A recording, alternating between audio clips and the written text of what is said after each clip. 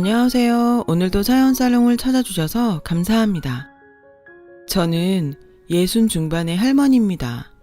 저는 한 대학교의 의대 교수인데요. 이제 내년이면 정년이 되어 은퇴를 하게 되네요.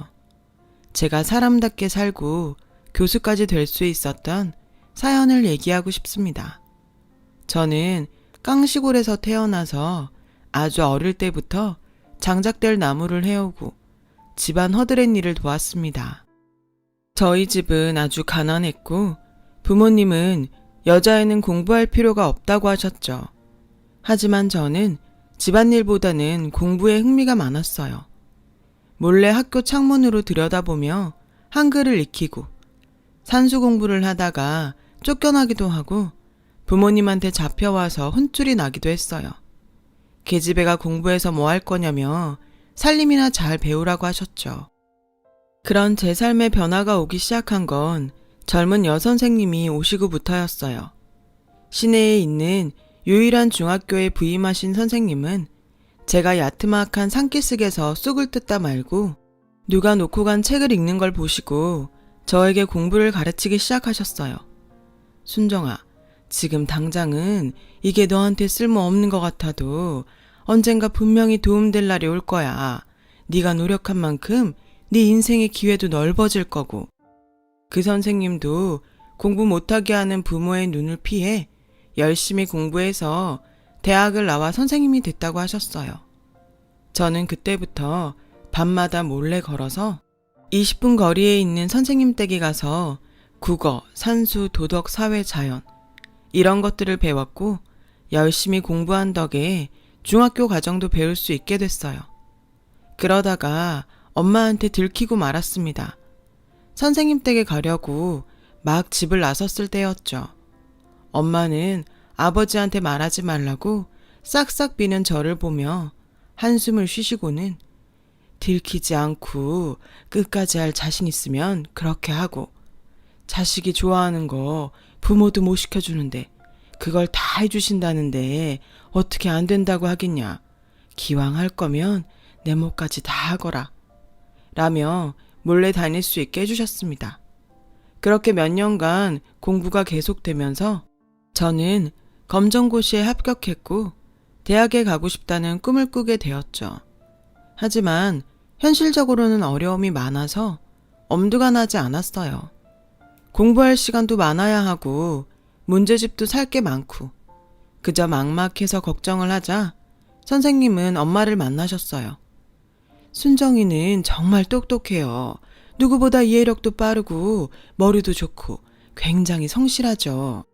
이런 애가 공부를 안 하면 누가 하겠어요. 부디 어머님께서 순정이가 대학에 갈 수 있도록 도와주세요. 그 말에 엄마는 한동안 고민하셨어요. 그리고 결국에는 저를 밀어주기로 하셨습니다. 아빠 몰래 집안일 하는 시간을 빼주셨고 문제집 살 돈도 주셨어요. 그 돈이 충분치 않았기 때문에 저는 선생님의 도움을 받아야 했습니다.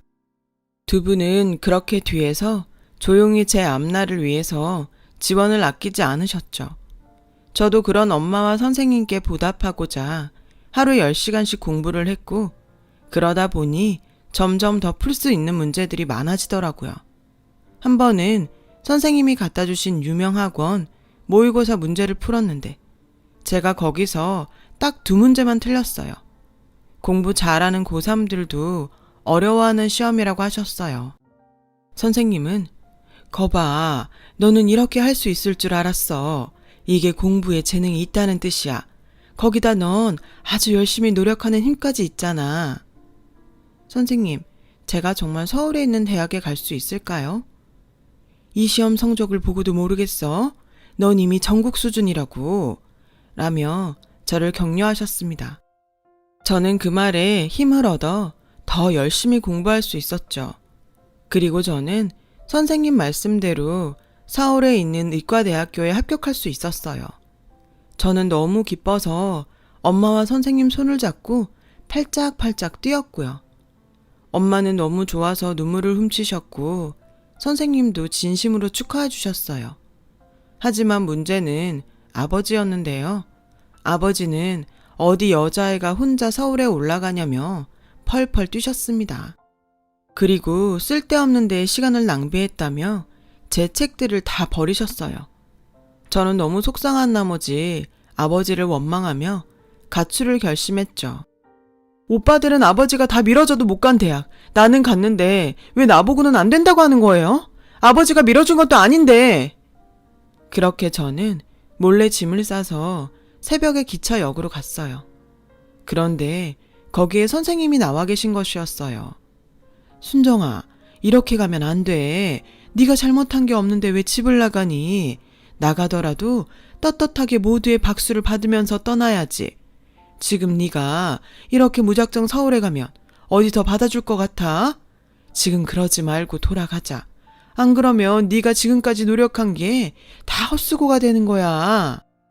저는 결국 선생님과 함께 집으로 돌아오게 되었어요. 집에서는 제가 가출하라고 했던 것을 아무도 몰랐습니다. 선생님은 어떻게 하신 건지 대학교 입학금과 등록금을 마련해 오셨더라고요. 그리고 아버지께 이건 제가 순정이한테 주는 대학 합격 선물입니다. 서울에서 1등만 한다고 하는 애들도 떨어지는 의대에 합격했잖아요.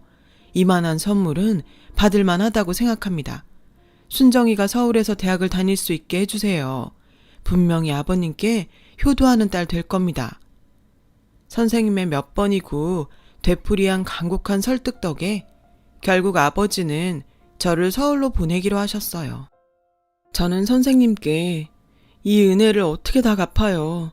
정말 감사합니다, 선생님. 하며 펑펑 울자 선생님은 네가 열심히 하면 되는 거야. 그리고 훌륭한 의사가 돼서 갚으면 돼. 라며 제 어깨를 토닥여 주셨습니다. 저는 그러겠다고 굳게 약속했고 대학에 가서 정말 열심히 공부했어요. 1학년 때 다들 해본다는 미팅도 하지 않았고 다른 애들과 몰려다니며 놀지도 않고 공부하고 학생 과외만 열심히 했죠. 그렇게 1학기를 우수한 성적으로 마치고 집으로 돌아갔어요. 선생님께 드릴 선물을 사가지고 시내 중학교로 갔더니 선생님이 그만두셨다는 거예요. 어떻게 된 일인지 영문을 묻자 결핵에 걸려서 수업 시간에 피를 토했고 그 이후로 학교를 그만두고 요양을 떠났다고 하더라고요. 선생님은 제 앞으로 편지를 남겨놓으셨더군요. 편지를 서울로 보내지 않은 건 제 공부를 방해하기 싫어서였다고 적혀 있었어요. 순정아, 너는 언젠가 꼭 훌륭한 의사가 될 거야. 선생님은 그렇게 믿어. 그러니 건강 유의하면서 공부해야 한다. 건강 잃으면 아무 소용없어.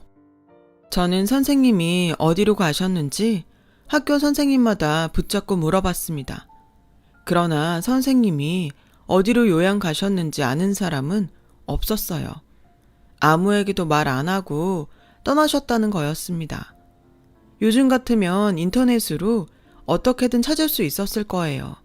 하지만 당시에는 그럴 수가 없었어요. 저는 선생님을 찾으려고 알만한 사람들을 찾아다녀 봤지만 결국 찾지 못했고 방학이 끝나 학교로 돌아가야 했습니다. 저는 자취방에 돌아와 책상 앞에 앉아 결심했어요. 그래, 선생님을 다시 만났을 때 자랑스러운 제자가 될 수 있게 열심히 살자. 공부도 열심히 하고 돈도 열심히 벌자. 그게 선생님께 보답하는 길이야. 저는 그때 이후로 정말 더 이를 악물고 공부했어요. 잠 한숨 안 자고 며칠씩 공부하다가 병원에 입원도 해봤고 너무 책상 앞에 앉아 있어서 엉덩이가 온통 짓무른 적도 있었죠.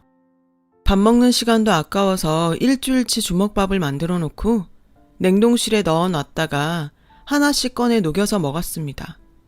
반찬은 시골에서 보내준 김치 한 가지였고요. 어려운 의학 용어들은 다양한 연상법을 이용해 달달 외우고 또 외웠어요. 화장실 거울 옆에도 외워야 할 단어들을 잔뜩 써놓고 이빨을 닦으면서도 외우고 또 외웠습니다. 그렇게 열심히 한 덕택에 저는 인턴 후 봤던 시험도 레지던트 4년 후 봤던 내과 전문의 시험도 모두 한 번에 합격하게 되었어요. 시험에 합격할 때마다 선생님을 떠올리고 마음속으로 감사하다고 인사했죠.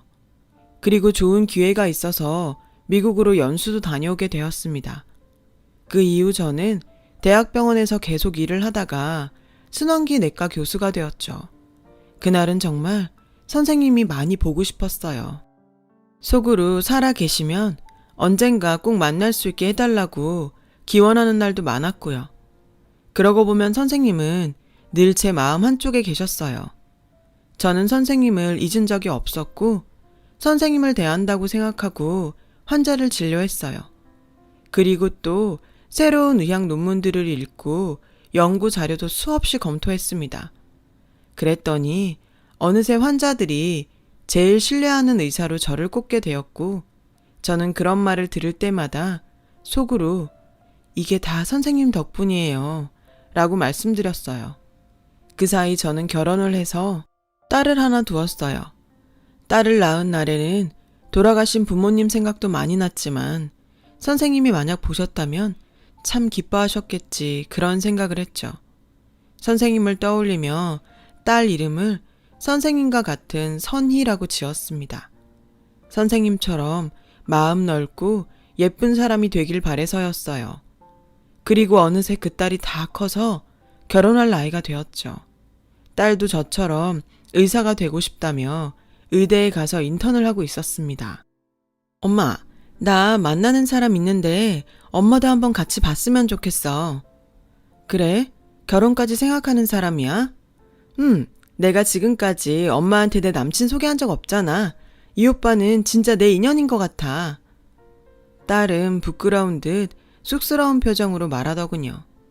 저는 그렇게까지 내키지는 않았습니다. 딸 얘기를 들어보니 마음은 착하고 긍정적인 사람 같은데 크게 욕심도 없고 가진 것에만 만족하며 그날 벌어서 그날 쓰고 사는 사람 같았거든요. 저는 제 사위는 좀 더 야망이 크고 미래를 위해 투자하는 인물이길 바랐는데 완전 정반대 타입인 것 같아서 만나기도 전에 씁쓸했죠. 하지만 딸은 그걸 참 좋게 본 것 같았어요. 딸이 그렇게 좋아하는데 제가 보지도 않고 싫다고 할 수 없어서 저는 일단 그 청년을 만나보겠다고 약속했습니다. 사위는 고등학교 교사였고 아주 선한 인상을 하고 있었어요. 교사 사위라니 부족함 없다고들 하시겠지만 전 욕심이 많았나 봅니다. 그래, 평생 고등학교에서 아이들만 가르칠 생각인가? 대학원에 가서 박사를 하고 유학 갈 계획은 없고? 라고 하자 사위는 네, 저는 많은 가능성을 갖고 있는 아이들에게 뭐든 마음먹으면 할 수 있다고 가르치는 사람으로 남고 싶습니다. 제가 이런 데에는 저희 큰어머니 영향이 큽니다. 아프셔서 2번 교직을 쉬셨지만 큰어머니가 용기를 줘서 어려운 환경에서도 공부를 해서 자기 인생을 개척한 사람들이 많거든요. 그런 분들이 큰어머니한테 인사를 하러 올 때면 큰어머니가 자랑스럽고 저도 그렇게 되고 싶다는 생각을 많이 했습니다. 생각이 굉장히 바른 청년 같았습니다. 정말 보기 드문 사람인 것 같네. 하지만 그러기에는 현실이 만만치만은 않을 텐데 자네가 그러는 걸 부모님은 어떻게 생각하시나? 라고 물었고 사위는 부모님도 처음에는 제가 외국 유학도 다녀오고 더 좋은 직장 갖기를 바라셨지만 요즘처럼 교사 되기 힘든 때에 당당히 고등학교 교사로 일하는 것도 감사하다고 하셨어요. 제 생각도 많이 지지해 주셨고요. 라며 쑥스럽다는 듯 웃더군요. 엄마, 왜 자꾸 그런 질문만 해? 꼭 오빠가 교사인 게 마음에 안 드는 것처럼. 나는 오빠 같은 사람이 더 많았으면 좋겠는데? 오빠가 하는 거 보면 정말 존경스럽다고. 그리고 학생들한테도 인기가 얼마나 많은데 그래. 교사가 천직이야. 타고났다니까. 라며 딸이 옆에서 지원 공세를 펼쳤습니다. 그렇게 좋은 뜻을 가졌다니 할 말은 없었죠. 제가 너무 속물처럼 느껴지기도 했고요. 남편은 큰 불만 없었습니다. 문제는 저였죠. 제 딸은 더 근사한 직업을 가진 사람에게 보내고 싶었던 거죠. 하지만 저런 마음씨를 가진 사람이라면 내 딸을 믿고 맡길 수 있겠다는 생각도 들었습니다. 그래서 저는 정말 그 청년의 마음가짐 하나만 보고 딸의 결혼을 허락하게 되었어요. 그리고 결혼식 준비는 원만하게 진행되어 양가 부모님의 상견례 날이 되었어요. 저는 약속 장소인 한정식 식당에 조금 일찍 도착했죠. 환자 진료가 생각보다 일찍 끝난 것도 있었지만 중요한 자리인 만큼 먼저 가서 마음의 준비를 하고 싶은 것도 있었거든요. 제가 식당에 들어서자 젊은 직원이 나와서 예약을 했냐고 묻더군요. 저는 상견례 예약을 했다고 말했고 직원은 저에게 잠시 기다리라고 했어요. 그렇게 직원을 기다리며 서 있는데 카운터에서 감사합니다. 다시 뵐 날 기다리고 있겠습니다. 하는 고상한 목소리가 들렸습니다. 아무리 생각해도 익숙한 목소리여서 카운터 쪽을 돌아보게 되었어요. 그랬더니 저보다 한 10살은 많으신 것 같은 여자분께서 우아하게 머리를 틀어 올리시고 앉아서 계산을 하고 있었습니다. 저는 자꾸 어디서 본 것만 같아 가까이 다가갔어요. 네, 무엇을 도와드릴까요? 저를 본 여자분이 미소를 지으며 그렇게 물으시더니 한참 저를 쳐다보셨습니다. 저도 한참을 바라봤고요. 아무래도 낯이 익었으니까요. 그리고 그 목소리의 억양, 부드럽고 우아한 느낌이 예전에 제가 알던 유선희 선생님과 너무도 닮아 있었어요. 그러고 보니 눈매라던가 얼굴형, 콧날이 선생님과 흡사했죠. 저는 떨리는 목소리로 혹시 유선희 선생님 아닌가요? 라고 하자 그분도 너 순정이니? 라고 물으셨습니다. 그 자리에서 눈물을 터뜨리고 말았어요. 상견례라고 특별히 신경 써서 했던 화장이 다 무너지는데도 아랑곳 없이요. 선생님, 제가 얼마나 선생님을 찾았는데 어떻게 이런 데서 만나요? 선생님, 정말 보고 싶었어요. 너무 그리웠어요. 한시도 잊지 않았어요. 저는 통곡을 하며 그 자리에 주저앉았어요. 선생님도 눈물을 훔치시며 제 손을 잡으셨죠. 순정아, 너 정말 순정이 맞구나. 살아있으니 이렇게 만나는구나. 나도 널 잊어본 적이 한 번도 없어. 내가 아파서 어쩔 수 없이 그곳을 떠나야 했을 땐 정말 마음이 아팠단다. 그래도 네가 정말 잘 산 것 같아서 기쁘구나. 저는 언제고 살아있을 때 선생님을 다시 뵙게 해달라고 매일 속으로 빌고 또 빌었어요. 그래서 오늘 이렇게 만났나 봐요. 선생님도 눈시울이 붉어져서 저를 끌어안으셨어요. 그리고 여긴 어떻게 왔냐고 물으시더라고요. 저는 상견례 얘기를 했죠.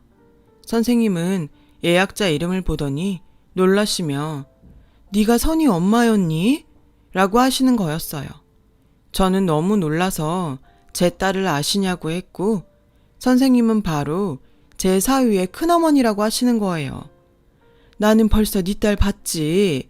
정우가 꼭 소개시켜주고 싶은 사람이 있다고 해서 몇 번이나 봤는걸. 너무 예쁘고 총명하고 이상하게 정이 가더라니. 네 딸이어서 그랬나 보다. 라며 놀라셨어요. 저는 온몸에 전율이 흘렀어요. 사위가 닮고 싶었던 사람이 선생님이라니. 저는 서돈분들과 사위와 딸을 만나 선생님과의 인연을 이야기했고 그분들과 사위도 다 놀라더라고요. 당연히 제 딸도 놀랐고요. 무엇보다 제가 딸 이름을 선생님 이름을 따서 붙였다니까 사위는 흠칫하더군요. 처음에 제 딸한테 눈이 간 게 큰어머니 이름하고 같아서였답니다.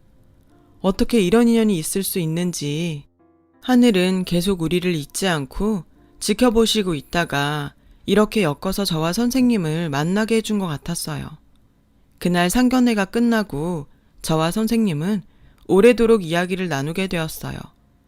선생님은 처음 요양을 마치시고 다시 교사를 하시며 결혼도 하셨다고 했습니다. 그러나 몸이 너무 쇠약해져서 아이를 낳을 수 없었다더군요. 학교 일도 너무 무리를 해서 몸이 다시 나빠졌는데 그때도 폐가 문제가 됐다고 하셨어요. 결국 교사를 그만두셨고 집에서 지내시다가 가끔씩 남편이 경영하는 한정식 식당에 나와서 카운터를 봐주고 있다고 하셨어요. 마침 제가 간 날이 시조카 상견례여서 제 딸도 보고 저희 부부도 볼 겸 나오셨다는 거였습니다. 선생님은 제가 순환기 뇌과 교수라고 하자 그렇게 될 줄 알았다며 저는 꼭 해낼 줄 알았다고 자기 일처럼 기뻐하셨죠. 저는 선생님 손을 꼭 잡고 그래서 이제 몸은 좀 괜찮아지셨어요? 많이 마르신 것 같은데 불편하신 데는 없으시고요? 라고 물었더니 다시 몸이 안 좋아진 것 같아서 병원에 예약을 했는데 그 의사가 워낙 그 계통의 유명한 교수라 그런지 2달도 넘게 기다려야 된다고 하시더라고요. 저는 그 말을 듣고 돌아와서 호흡기 쪽에 내놓으라 하는 교수들에게 전화를 싹 돌렸어요. 그리고 대학병원 내에 인맥을 총동원해서 선생님이 VIP 병실에 입원할 수 있게 했죠. 난 일반 병실도 괜찮은데 이런 데는 어색해. 선생님, 이거 제가 은혜 갚는 거라고 했잖아요. 제가 선생님께 보답할 수 있게 해주세요. 선생님은 웃으시면서 알겠다고 하시더라고요. 검사 결과 선생님의 폐에서 종양이 발견되었고 암의 소견이 나왔어요. 선생님은 몸이 많이 약하셔서 수술에 대한 부담이 있었는데 워낙 초기였고 표적 항암 약물 치료가 가능할 것으로 보며 바로 제가 주치의가 돼서 치료에 들어갔습니다. 선생님은 우시면서 내가 순정이 덕분에 살게 됐구나. 고맙다. 라며 계속 제게 고개를 숙이셨어요. 저는 그러지 마시라면서 꼭 건강하게 만들어드리겠다고 약속했죠. 선생님의 항암 치료가 시작됐고 아이들의 결혼식 날짜도 잡았습니다. 저는 해외 최신 논문들은 전부 찾아보고 미국 유명한 대학병원에서 임상 진행 중인 효과 좋은 신약이 있는지 계속 알아보며 바쁜 날들을 보냈어요. 제가 있는 대학에서 연구 중인 치료제도 알아보았죠. 어떻게 해서든지 암의 전이도 막아내고 완전히 뿌리 뽑고 싶었어요. 선생님은 그런 절 보며 이런 좋은 의사를 만날 줄 몰랐다고 좋아하셨고요. 저도 너무 기뻤습니다. 제가 공부한 것으로 선생님을 도울 수 있게 되었으니까요. 힘들게 공부했던 날들에 대한 후회가 정말 눈꼽만큼도 없었어요. 부모님만큼이나 제 인생에 큰 영향을 주신 선생님을 치료해드릴 수 있으니까요. 그리고 시간이 흘러 아이들 결혼식 날이 되었어요. 선생님도 그동안의 치료로 많이 좋아지셔서 곱게 한복을 입고 결혼식장에 오셨어요. 사위는 저를 보더니 한박 웃음을 지으며 90도로 인사를 하더군요. 저는 가까이 가서 사위 손을 잡았습니다. 내가 자네를 못 알아보고 이런저런 실례를 많이 했지? 미안하네. 내가 어느새 울챙일적을 잊어버리고 나 혼자 잘된 것처럼 살고 있었나 보네. 자네가 그토록 닮고 싶어하는 큰어머니 유선희 선생님이 오늘의 나를 만들어주셨는데 자네는 더 훌륭한 제자들 많이 만들게. 아닙니다, 장모님. 저는 섭섭하게 느낀 적 한 번도 없어요. 그리고 선희가 좀 훌륭한가요? 아까우신 게 당연하죠. 저한테 정말 넘치는 사람입니다. 그거 잊지 않고 늘 존중하는 마음으로 살겠습니다. 저와 선희의 결혼을 허락해 주셔서 감사합니다. 라는데 제 눈시울이 뜨거워지더라고요. 결혼식이 진행되고 딸과 사위가 우리 부부와 사돈 부부에게 차례대로 인사를 했어요. 저는 그 자리에서 일어나서 선생님 앞에 갔죠. 그리고 선생님께 큰 절을 올렸습니다. 선생님, 시골에서 나물이나 캐고 땔감이나 주워오던 저를 오직 책 좋아한다는 이유로 공부시켜주시고 문제집도 사주시고 대학 첫 등록금까지 마련해 주셨습니다. 그런 선생님이 제 사돈 큰 어른이 되어주셔서 정말 너무 영광입니다. 제 딸도 사위도 잘 부탁드립니다, 선생님. 사돈 내외도 저의 사정을 잘 알고 계셨어요. 눈시울을 붉히시더라고요. 다들 박수가 터졌고 그 가운데 우는 사람들도 있었어요. 제 딸과 사위도 눈물을 흘렸죠. 안사돈은 제게 다가와 저를 안아주더군요. 행복한 딸의 결혼식을 울음바다로 만들어 너무 미안했지만 저는 그렇게라도 공개적으로 사람들 앞에서 선생님께 인사를 드리고 싶었어요. 선생님은 건강을 회복하셨고 지금은 정기적으로 검진을 받으러 오십니다. 이제 제가 은퇴하고 나면 같이 여행이나 다니자고 하시네요. 저도 그럴 날만을 기다리고 있습니다. 이제라도 선생님의 은혜에 보답하며 살고 싶어요. 제 얘기 들어주셔서 감사합니다. 다들 평안하시고 좋은 일 많으시길 빌겠습니다. 여러분, 사연 댓글에 응원과 현명한 조언 부탁드려요. 좋아요와 구독은 저에게 큰 힘이 됩니다. 오늘도 좋은 일 가득하세요.